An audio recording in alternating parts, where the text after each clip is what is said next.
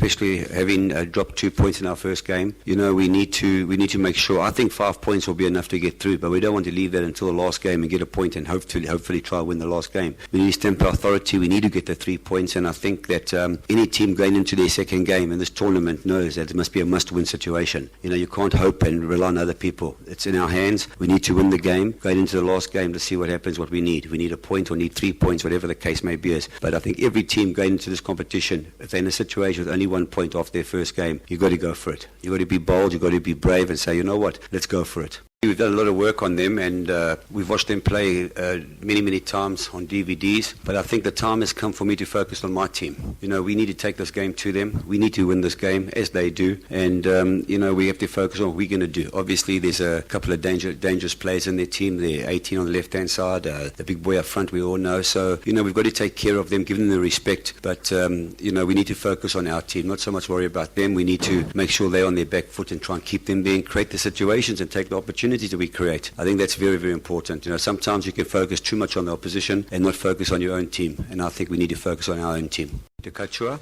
and Lerato Chabangu, both of them will not be involved at all. Lerato's carrying a slight groin injury, and Dikgacoi's knee has swelled up again. We've got 23 players and we've got a long tournament.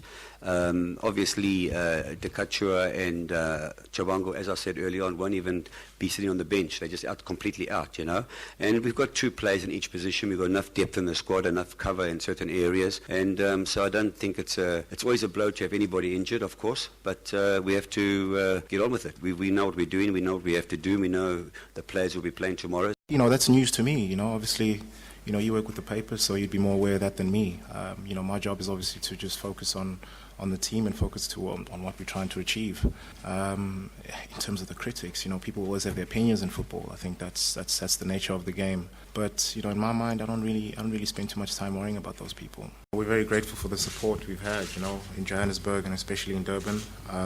As history may have it, results here have been pretty positive. But obviously going into this game, it's a different environment. It's a massive tournament. It's a big game for every player that's going to be involved, as well as everyone on the bench.